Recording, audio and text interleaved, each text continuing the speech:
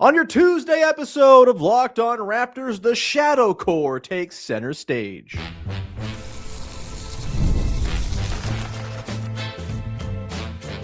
You are Locked On Raptors, your daily Toronto Raptors podcast, part of the Locked On Podcast Network. Your team every day. Hey, what's going on? And welcome to another episode of Locked On Raptors, part of the Locked On Podcast Network, your team every day. It is Tuesday, December the 30th, and I am your host, Sean Woodley. I've been covering the Raptors now for 12 seasons on various platforms. You can find all my work over on Blue Sky. You can find the show on Instagram. You can join us in the Locked On Raptors Discord server. Link in the description of the podcast. 100% free to join. It's a great place. Come hang out and talk ball, especially when your Toronto Raptors are winning in thrilling fashion, which is what we're talking about today on the pod. The Raptors take down the Orlando Magic 107-106 in thrilling comeback fashion, down 21 at one point in this game. They get it over the finish line at the end with really defense doing the entire thing. The offense was kind of janky. I don't think any points were scored in the final minute 40 of this game. We will get into the very, very legit Toronto Raptors defense. We'll get into the good, the bad, and the as we always do after a game the Toronto Raptors have played. But I want to start here. That felt eerily similar to the 2017-18 Toronto Raptors to me. And hear me out. I don't think this team is as good as that team was. That was a 59-win monster of a basketball team. But the real strength of that team, the reason why that team was so awesome, was it was the year we saw the Shadow Core of Pascal Siakam, Norman Powell, Jakob Poeltl, Fred VanVleet kind of come into their own and just fill in the second unit for that team beautifully. The Raptors do not have that level of bench mob. That team was incredible. That bench was a one-on-one thing that I think the league hasn't even really seen anywhere since, let alone the Toronto Raptors have not seen that. And so I don't want to get too crazy with the comparison, but I do think last night, Collin Murray-Boyles, Jamal Shead, Jakob Poeltl, let's not forget about Gradey Dick either, who was on full big swinging mode in the first half of this game. Those four guys really, I think, sort of paid off what the vision for this team was coming into this year. They're heavily invested in their five starters. Those guys, all very important. The real sort of bank for the bet for this team was that, okay, we're going to devote a lot of resources to our starters. And these guys we've drafted over the last 1, 2, 3 years are going to be able to fill in, improve, develop, and become a second unit worth caring about, worth fearing if you're another team. And that was very much on display last night in a game where they badly needed it. The starters in this game were stinky doo-doo for the most part. Brandon Ingram, 7 of 22, hit a couple big shots late, to be sure, but also had some pretty rough shot selection process throughout this game. Wasn't his best effort by any means, though there was some really good defensive stuff from him. This will be a through line of all of the guys who played down the stretch of this game, by the way. Scottie Barnes, not his best offensive game. 13 points, 11 boards, 2 assists, did a lot of work just guarding Paolo Banchero all night long. Had the 2 steals and a block, had his usual defensive impact and all of that, but the offense wasn't there. He did hit the only 3 the starters hit all night. They were 1 of 18 collectively from deep, but this was not a game where Scottie Barnes' offense was the thing to write home about. Sandro Mamukelashvili started this game, was pretty good in the first half. Threes weren't falling.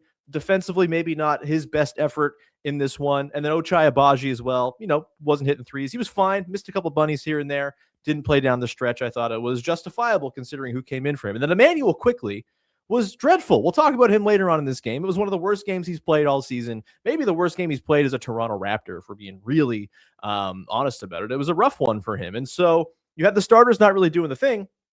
And so enter the bench guys. Gradey Dick in the first half.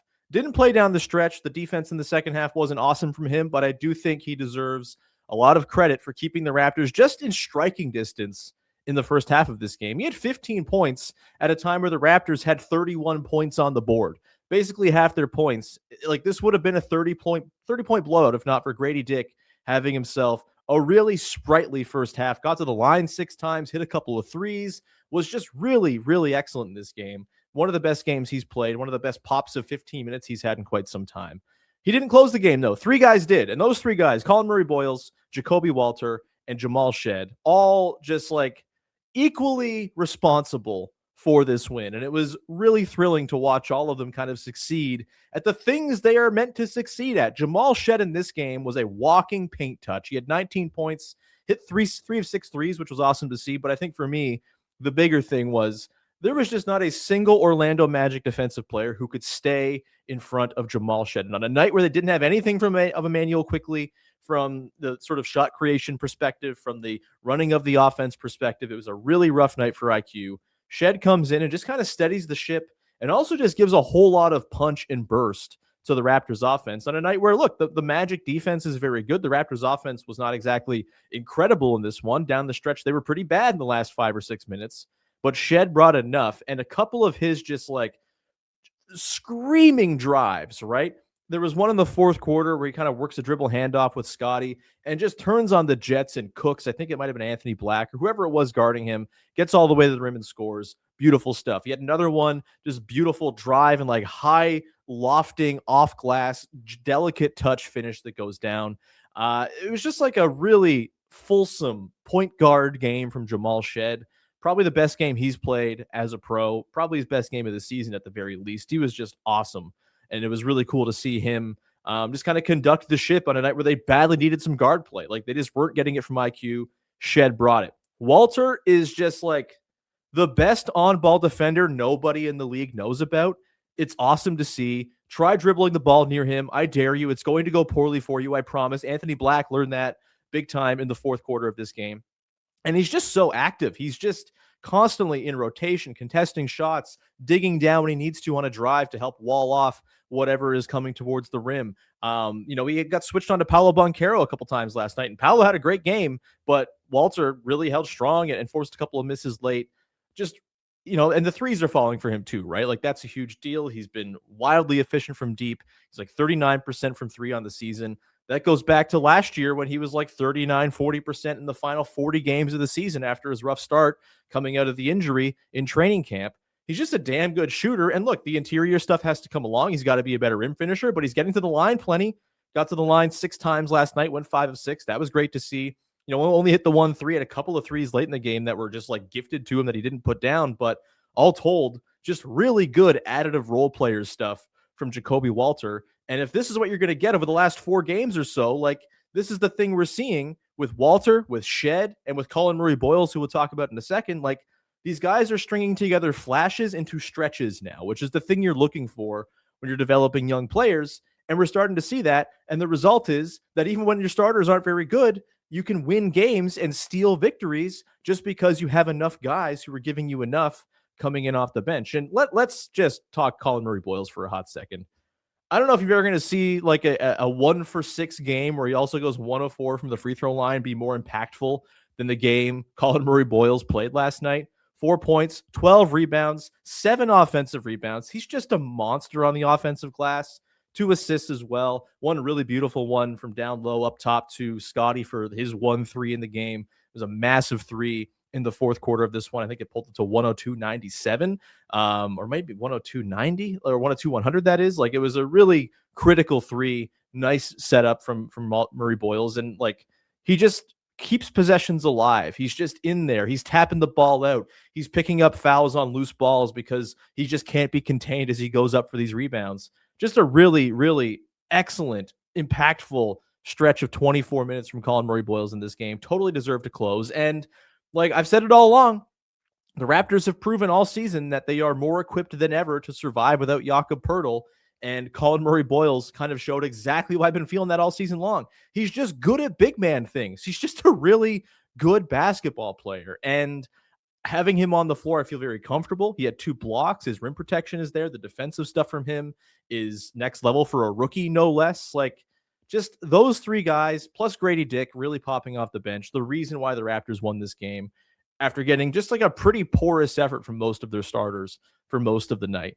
And like, this is how the 2017-18 Raptors did it. This is how the Raptors did it in the last decade. It was bring along these second wave guys. And some nights they're just going to be the reason why you pick up wins over the course of 82. Like, you need to have more than 4 or 5 guys you can trust. And the Raptors are kind of proving that they've kind of got that right now in these guys who are just growing more confident and comfortable by the day. And it bodes well for the rest of this season if they can get Jakob Poeltl back, if they can maintain some health. They did it without RJ Barrett in this game too, by the way. Like, we've seen it over the last month. No RJ Barrett usually means the Raptors are going to lay a stinker. Not so in this one, because the bench guys were just there and ready, and really fun to watch these guys kind of bring it along. And we're very early in the development tracks for a lot of these guys too. Maybe Jamal Shead's closer to a finished product as a 4-year college guy, but I think Jakob Poeltl has a lot left to learn and grow into physically. I think the interior stuff is going to get better from him as time goes on, as he gets stronger. The three-point shot is there. He's always played kind of at his own pace, keeps teams off kilter. He's not getting rushed. He just does, again, really additive, effective, helpful role player stuff. And then Collin Murray-Boyles, sky's the limit defensively for that guy. We'll see what happens on offense. The threes have been falling. That's been great to see. The touch hasn't been incredible on the interior at times. He missed a couple of easy ones last night. But all told, he's been a very effective and efficient scorer too. And so, I don't know how you can't be just thrilled that those three guys were what they were last night and kind of are what they are becoming right now for a team that badly needs these sort of first contract cheap guys to fill in and give a full sort of picture of a roster behind the guys who they fully invested in at the top. Really cool stuff. We're going to come back on the other side, talk about the defense, which I think the evidence is just mounting here, that this defense is just legitimately very good. No caveats. They're a damn good defensive team, and they very much proved it again last night in the fourth quarter against the Magic. We'll get to that coming up in just 1 second. Today's show is brought to you by Game Time. During the basketball season, there's nothing like being in the building. And let me tell you, last night, the place was rocking as that comeback was happening. I gather it was the very same in the building for the Warriors game on Sunday, too. When the Raptors are winning, few places you want to be more than Scotiabank Arena for a Raptors home game. And Game Time is the place where you can go and get tickets for those games. Game Time is the app that gives fans the advantage back, making it incredibly easy to score amazing tickets, fast, simple, and without the guesswork. Browsing the Game Time app is straightforward and intuitive. Finding tickets takes just a few steps. You can see the view from your seat before you buy. If you've never been to a venue before, this is a very helpful tool. Maybe you're buying World Cup tickets for this summer. You've never been to the venues you're going to see. This is the place to go and see where you're going to be sitting, what your views are going to be like, what your sight lines will be. It's awesome. They got zone deals to help unlock great seats, even at better value. Whether it's an NBA game, another live event, everything is right there in one place. Take the guesswork out of buying tickets with Game Time. Download the Game Time app. Create an account. Use the code LOCKEDONNBA. That's code LOCKEDONNBA for $20 off your first purchase. Download the Game Time app today and get in on the action. Today's show is also brought to you by Doer, who make incredible jeans. They also make the shirt I'm wearing under my shirt on today's podcast as well. They just make great stuff. They're really comfortable. The jeans are fantastic. I wore my Doers last week, just out and about, going for a walk in the neighborhood. I have the black fleece line tapers that they sent me, and they are super comfortable, very warm for this nasty winter weather we're getting. Good for going out and shoveling if I got to do outside yard work. And yet they're also versatile enough and look good enough that I can wear them to a function, a Christmas party, whatever it is, and I'm going to look damn good. Doer invented the original performance denim, and they give us the best of both worlds, combining classic jeanswear style with the kind of comfort and performance you get from athletic wear, designed to look great, stay comfortable all day long, all year round, for whatever it is you need to wear pants to. And look, we got to wear pants to lots of things. Doer is a great place to go get those pants, and you can go get them at 44 Ossington Avenue in Toronto. Go check it out. Just go for a walk down Ossington. I believe they're neighbors with Deer Grain Bakery. They're fantastic. Get some bread and then go into Doer and get some jeans. You can't do much better than that on a walk on Ossington Avenue, even in a cold winter's day. When you go into the store, just tell them the promo code LOCKEDONToronto. They're going to give you 15% off your first order, or check them out online at doer.ca/LockedOnToronto for 15% off. That's doer.ca/LockedOnToronto. Go check them out. Go get some pants. Back at it here, talking about your Toronto Raptors, 7th ranked defense in the NBA. Actually fell in the charts last night from 6th just because of other teams' performances last night. But this defense is legit. It's awesome. And they are as close to 3rd in the defensive charts on cleaning the glass as they are to 8th. They are like 0.4 points behind the Warriors, who are the 3rd best defense in the NBA right now. This defense is just legit good. I think we have to just start reckoning with this fact.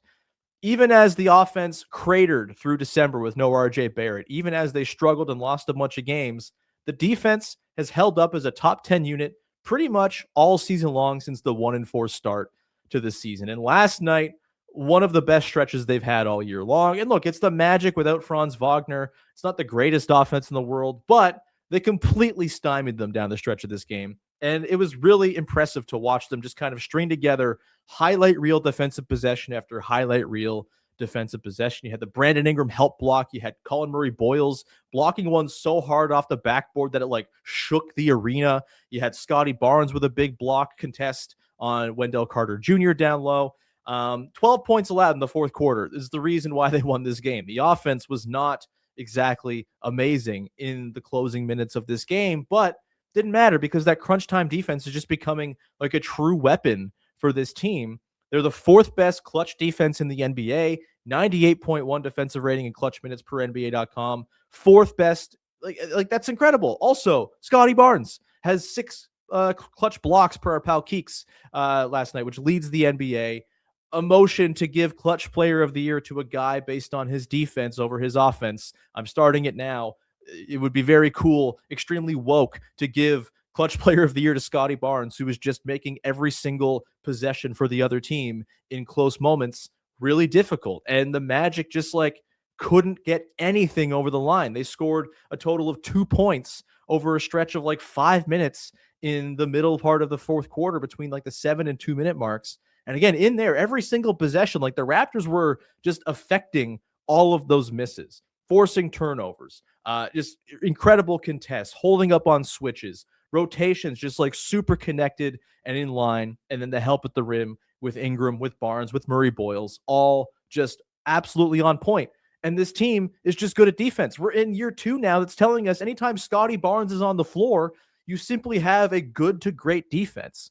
He just might be that good. And you know, we got the praises were sung last night of Scottie by Darko Rajakovic. Jamal Shead was doing it again. Seems like every time Jamal Shead gets in front of a mic lately, he's just talking about how great Scottie Barnes is a defense. He was asked about the fourth quarter after the game last night and how they were able to pull it off. And he basically said, just like, yeah, we were just trying to like match what Scottie does on that night, on that end every single night, to just kind of lift him up a little bit after what he did to kind of carry us to the win against the Warriors. I'm paraphrasing, but that was more or less the crux of what Jamal Shead said.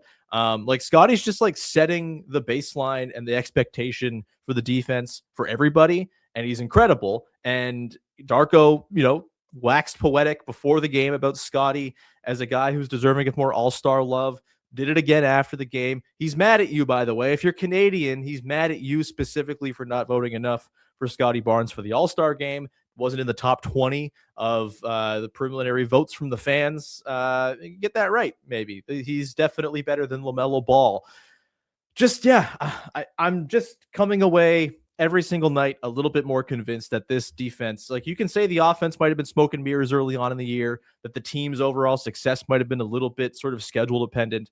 They're just proving night in, night out that they are a good defensive team. And they've got the horses coming in off the bench to keep things afloat as well. Talked about it, Murray-Boyles, Walter, Shead. Like, this is just a team that is a good defensive unit. Even guys like Mamu, like not his greatest game last night, but Mamu's been, I think, pretty effective holding up on switches and has been like more than passable defensively, which was, I think, the biggest concern for me coming into the year with Mamu is like, is he going to get played off the floor? No, he's not. He's out there with a lot of help, right? He's playing with Scottie Barnes. He's playing with Collin Murray-Boyles. Those guys cover for a lot of deficiencies elsewhere. And it's just like, you know, again, they're 7th in the league in defense. They're closer to 3rd than they are to 8th per clean the glass. They are just continually doing the stuff under the hood. That's encouraging. They're number 2 in transition defense behind only the OKC Thunder. The transition defense last night was unbelievable. We'll get more to transition stuff coming up later on in my good. But that continues to just be a real strength of this team and under the radar strength of this team. They're 4th in forcing turnovers. They are not just like incessantly fouling every single guy that they see. You know, they're still a high foul team, but that goes with the territory. They're not the most foul prone team, though, like they were last year, or one of the most. Like, they are just kind of a normal team that fouls a lot because they're aggressive. And look, we also might just have to start reckoning with, like, maybe they're doing something to maintain this level of opponent 3-point shooting accuracy. They're number 2 in opponent 3-point shooting allowed, and they've been in that spot 1 or 2 all season long. Other teams that have been in there, the Miami Heat, some other teams that have had good shooting luck against, they've fallen back down the standings. The regression wave has come for them, and it might still come for the Raptors. Like, it totally could happen, but they're also just like number one at limiting accuracy on above the break threes. And at some point, maybe there's something going on there that's affecting it. I think the way that they defend pick and roll, their screen navigation, they're not like letting dudes bury pull-up threes on their heads all the damn time. That's been a pretty real strength of theirs, kind of tied to their ball pressure defense. Like, they're just not getting beaten by dudes who just let it rip from 30 feet coming around screens. That's a big deal. Like they're forcing the right guys to take threes. I just think, again, it's probably going to have some sort of regression, but at some point, if you're the only team that's just kind of staying there all season long while other teams cycle in and out of having good and bad shooting luck, like, there might be something under the hood here that's going on that the Raptors are doing to affect these misses. And even if not, like, at some point over the course of a season, someone has to be the most lucky when you're giving up opposing 3-point percentage. And it might just be the Raptors' year for that, which, hey, feather in their cap. That's great. Maybe it has nothing to do with anything they're doing, but it might. And I think the more this goes, they've played 34 games now. They're still number 1 or 2 in what they're allowing above the break from three in general. Like, that's a big deal, and it's informing all they're doing defensively. And it's not just the only thing that they're doing well defensively either, right? Like, Scottie Barnes, we know, we're seeing it with him. He's just like a walking defensive possession, like just an incredible defensive possession waiting to happen, right? Like, that's just what he does. Collin Murray-Boyles kind of becoming the exact same thing with those like anvil hands he has, wiping balls loose, swatting shots, all that stuff. He's just been awesome. And so, yeah. We saw it in the fourth quarter last night. Just possession after possession, nothing doing for the Magic. And we might just have to reckon with this is just a very good defense. And I do think the Raptors' defensive success this year is maybe going as like one of the most under the radar slept on stories in the entire NBA. There was this whole thing last year after the new year, right? Where it's like, okay, they're the number one defense for a time here, but how real is this? Like, they're not actually trying. The schedule's whatever. They're not trying down the stretch. They're playing bad teams.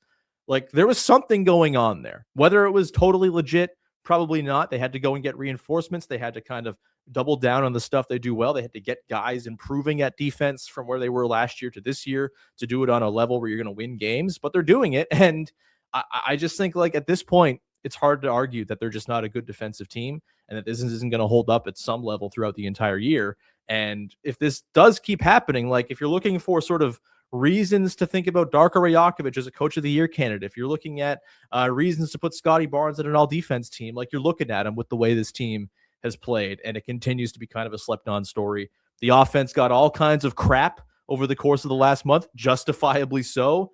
The defense deserves, like, exact opposite level of not crap, praise, plaudits, flowers, etc., for what they've done and how they've kept it up, even through the offensive struggles, right? They didn't let the bad offense bleed into their defense either. They've just been damn good. And last night, one of their better efforts, especially in the fourth quarter, 12 points allowed. Incredible stuff. Come on. We're going to come back on the other side, get into the good, the bad, and the to round out the show. And look, we're going to talk about transition. The Raptors, turns out, they're very good at it when they try to do it. And they're very good at stopping other teams from scoring on the run as well. We'll get to that coming up in just 1 second.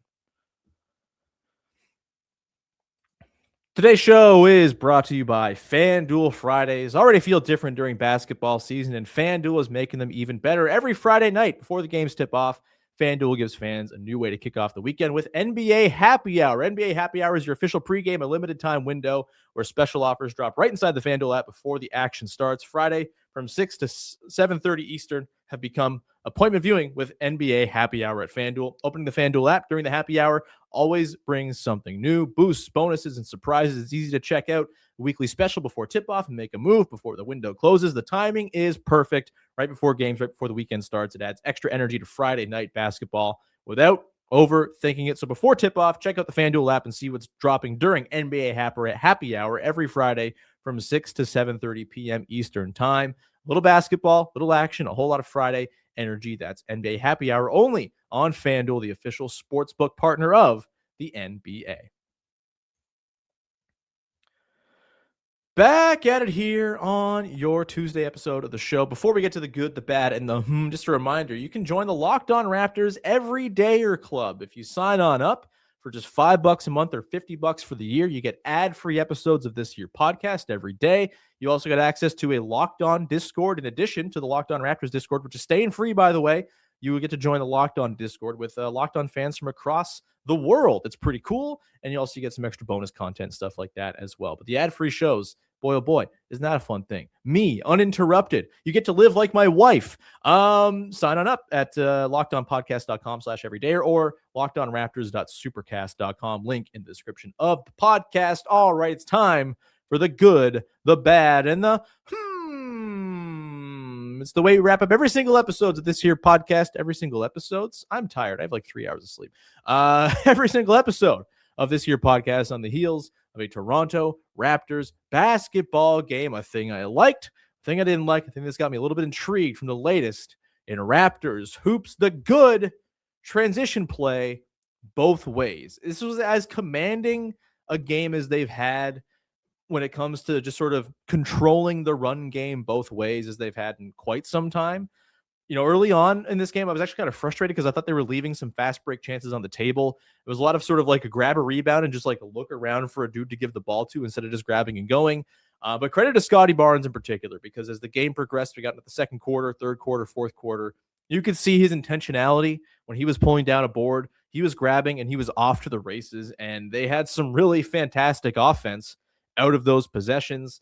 There was one possession where, you know, you had like just like a straight line drive from Scottie off of a board, hits Gradey Dick on the run, and he scores. A lot like that. We're just like Scottie just sort of pushing the pace and just going head down, full bore, coast to coast, created something for somebody. It was awesome to see. And then on defense, I mean, just like really good transition defense in this one too. There was the one possession that stands out where Scottie and Collin Murray-Boyles had back-to-back rim stops on Paolo Banchero. I think it ended up leading to like a bad possession the other way for the Raptors and a quick bucket back the other way. But like that possession itself, pretty damn sweet. And they just were really great at sort of suppressing the magic on the run in this game. The Raptors scored 1.6 points per play in transition, 11.3 points added per 100 per clean the glass. Their sort of catch-all transition metric. A 96th percentile transition game on offense this year for the Raptors. That's very good. That's one of the top 5% of transition games played all season long by any team in the league. Orlando, 0.7 points per possession. Like nasty, nasty stuff. Late Nick Nurse Raptors half-court offense level stuff in transition for the Magic last night. Didn't run barely at all. Like 11% of their possessions came on the run. The Raptors just totally suppressed their transition game. And their transition chances, the Magic actually cost them 3.4 points per 100 possessions in this game. They were a minus 3.4 per 100 in terms of points added. Awful stuff from them. A 4th percentile transition game in the league this year. So the Raptors, top 5 on offense among all transition games played this year. Top 5 on defense, top 5% on defense. Just like really, really good game from them overall in transition. They just commanded the run both ways beautifully. Bonus good, by the way. The Raptors are now 9-1 against the Magic, Sixers, Cavs, Heat, and Hawks. Seems like a pretty big deal. Haven't played the Bulls yet. We'll see. But like if it continues like this, the Raptors, like they're the 4 seed because they are beating up on the teams closest to them in the standings. And yes, like they've struggled against elite teams. They may duff it against the odd bad team here and there, like the Wizards or the Nets or the Hornets, but they've been lights out against the teams that are closest to them in the standings, the teams that are going to have tiebreaker implications with them later in the season. Pretty big deal. Great to see them get a win against the Magic as well and cement themselves as the 4 seed for now. The bad. I mentioned it earlier. This was, I think, probably the worst game I've seen Immanuel Quickley play as a Toronto Raptor. Really rough stuff. And look, I'm a pretty devout Immanuel Quickley defender, but there wasn't much defending this game. And from him, there was also not much defending in that he was letting Jace Richardson walk by him multiple times to the point that he got pulled, I think with like 8 minutes left in the fourth quarter and just like didn't see the floor for the rest of the game. Also got pulled early in the third quarter for Jamal Shead. I think like 8:30 was when Darko went to the bench and brought in Shead. Just like didn't have it in this one at all. Doing way too much with the ball in his hands, forcing things. The floater was off. Just kind of seemed like a beat off rhythm with his threes. He had like a couple of opportunities late in quarters as well, where I don't know, like we got to go and look at what Quickley's doing on the final possession of quarters, because I don't think he's doing much. Like bricked floaters, missed a 3 at the end of the third quarter that could have cut it to 7 as opposed to 10. Like just really, really off game from Quickley in this one. Had a couple nice finishes on the pick and roll in the fourth quarter. Like, that's cool, whatever. And like, no one is more hurting right now from the absence of Jakob Poeltl than Quickley, who just misses his pick and roll buddy big time. He's such a pick and roll dependent player as a half court offensive creator, and not having your best pick and roll partner is going to affect you, right? So look, I'm not worried about the threes. Those are going to fall again. Like, he was 5 of 10 the night before against the Warriors and hit some massive shots and got them over the finish line with those shots. But yeah, just like a pretty bad game where he looked quite miscast as the lead guard in the game against the Magic. And hopefully he can be better. I do think if we're learning anything, if this season was about gathering information, it's like, yeah, the lead guard position, like, they just need more there, right? And look, he's the best guy they have at a lot of this guard stuff. Shead was last night, but for the most part, Quickley is. They still need him. He's still very important to this team, but you can clearly see some of the limitations, and it's a bummer, right? Like, the Raptors have invested a lot in him. I don't think the contract is as like disastrous, albatrossy as some people like to say it is, just because I think the cap is going up, and $32.5 million a year is not going to look all that horrible and won't be just like this unmovable anchor on your books for the years to come. But he's certainly not living up to that right now. And there's got to be a better version of him somewhere in there. And hopefully, if they can get Poeltl back at some point, that'll help him, because he just badly needs his pick and roll bud. Speaking of Jakob Poeltl, we got the word yesterday, and I guess like better news than I think a lot of people expected, where it's just like, oh, it's just week to week. That was the update from the team. Pretty, innocuous, like not a whole lot of substance to it. Just like, yeah, he's working out, he's doing strengthening. They're going to evaluate him in a week, that type of thing. He won't play at least for the next week. We'll see. Better than he's out for the season having back surgery or anything like that. So, disaster averted there, it seems. But we did see Mo Bamba's debut last night in response to the Poeltl injury. They signed Mo Bamba Sunday. He plays last night. And look, they kind of did a speed run of the Mo Bamba experience in the 4 minutes he played. Had a block. At one point, they had him credited with 3. The scores were quite nice to him. They brought it back down to 1. A few rim contests here and there. A whole lot of jumpiness, whole lot of fouling. He had 2 fouls in 4 minutes. He was a -9, and the Raptors offense kind of died in the vine while he was out there. Look, I think it was to be expected to a degree. It's his first day with the team, no practice time, all that stuff. Like, you were not going to get an incredible Mo Bamba game, but I do think everything we saw last night, Mo Bamba, what we saw from Scottie and Collin Murray-Boyles in particular, just kind of hammers home what I've been saying about this, which is just like, I don't think just signing some random tall off the street is going to fill in what they've been quote unquote missing without Jakob Poeltl. And look, they've been winning the minutes without Poeltl pretty comfortably, plus 4.4 per 100 in all minutes without Poeltl going into last night. Like, it's working what they're doing with this small ball committee at the 5 between Scottie, Mamu, and Murray-Boyles. It's unconventional, and certainly against other teams with massive big men, it's hard to overcome. But like, the Steven Adamses of the world are punking everybody, not just the Toronto Raptors this year. And the Raptors are holding up as like a pretty good rebounding team. They're the 12th best defensive rebounding team in the NBA, despite their starting center having been ineffective or hurt for half of the games. Like, I don't think this sort of lack of size from the big man position is really the problem that it seems to be made into. And I think we saw last night, like, they're just capable enough. Collin Murray-Boyles plays big enough. Scottie Barnes plays big enough that they can get by in most matchups without having just like a traditional tall guy out there. And look, I have no problem with Bamba being on the team. I'm glad they got Bamba for nothing and didn't go and give up assets to go get a Nick Richards. Like, totally fine by me. But I just think we saw last night, the use cases for Mo Bamba are going to be pretty few and far between, because they just have a better way of playing at the position by going with the small guys across the board. As much as it hurts people's brains that there's not a big tall guy out there, they're playing like big tall guys. And I think it's just like, and Darko, I asked him before the game about the small ball thing and just sort of what's been successful there. Talked a lot about Scottie and Collin Murray-Boyles just kind of doing it all and just kind of filling in beautifully in that spot. Like, they need Poeltl. Obviously, they're not just going to like rock without a real center all season long and be successful. Long-term, this team needs Jakob Poeltl.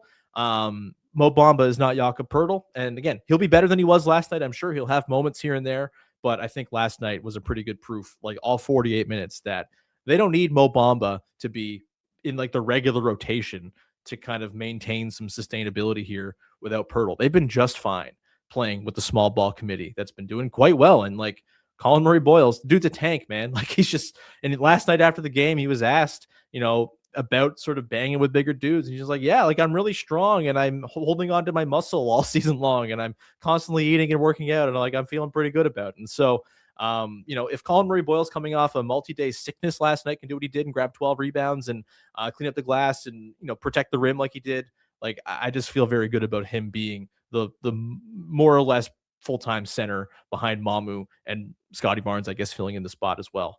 While Poeltl's out. And then Bamba for like extremely rare use cases against like a super big Andre Drummond type or something like that. Sure, go nuts. But I think they're doing just fine with the guys they're rolling out there with, and they've been excellent and they're winning their minutes by quite a bit. So that's it. We'll leave it there. Thank you so much for rocking with the show. Follow, subscribe, rate, review, tell a friend. Always appreciate it when you go and do that. You can join us in the Locked On Raptors Discord. Link in the description of the podcast. You can join the Everydayer Club. Link also in the description of the podcast. $5 a month, $50 for the year. Ad-free episodes every day. Access to the Locked On National Discord and a whole bunch of other fun little perks. So please go do that.